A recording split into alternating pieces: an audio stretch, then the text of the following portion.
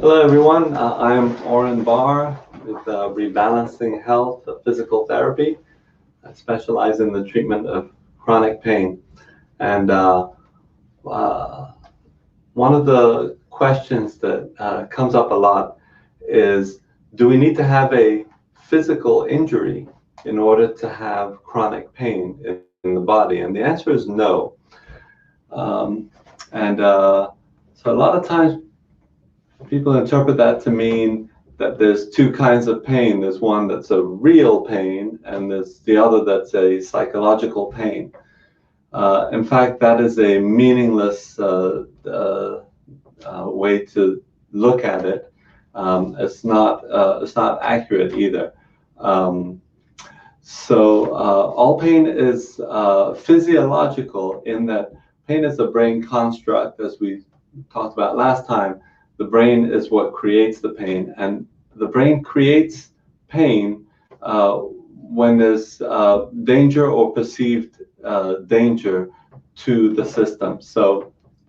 Um, uh, for example, I like to give this example.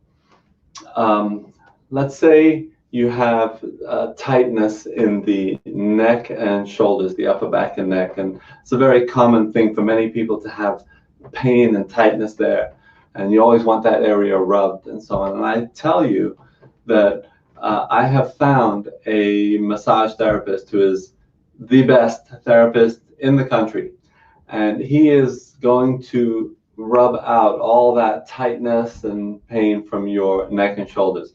If this guy can't do it, nobody can. And you say, yeah, okay, I'm game. I'll try it out.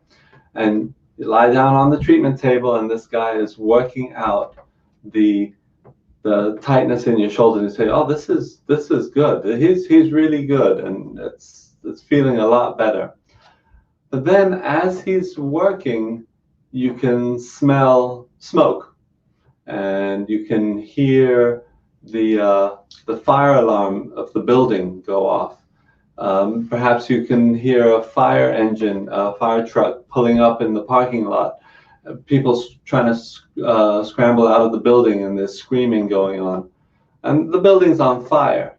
Now, how effective is this massage therapist?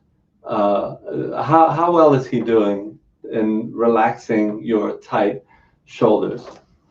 Probably not very effective. Why is that? Because one component is the inputs, okay? What is happening to the muscles and the information that is going from the skin and the muscles and the fascia to the brain. But the other component, the other half of the equation, is the outputs. How is the brain responding?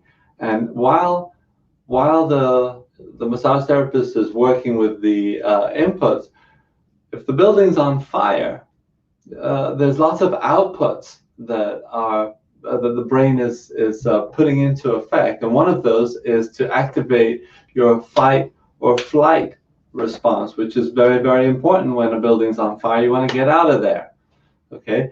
And part of the fight or flight response is to tighten up muscles, to increase blood pressure, to heighten awareness, to increase the stress hormones, the stress chemicals, and so on. That's a natural output.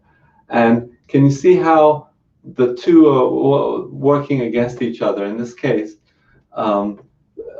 your muscles will be tight, and the massage therapist will not be very successful in calming it down.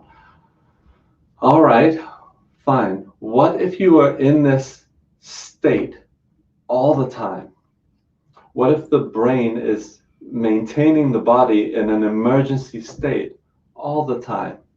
Well, this can happen when we have traumatic events happen to us. They can have traumatic events such as um, being raped, or traumatic events such as being threatened, or being in an abusive relationship, being in having a bad boss that picks on us, being bullied.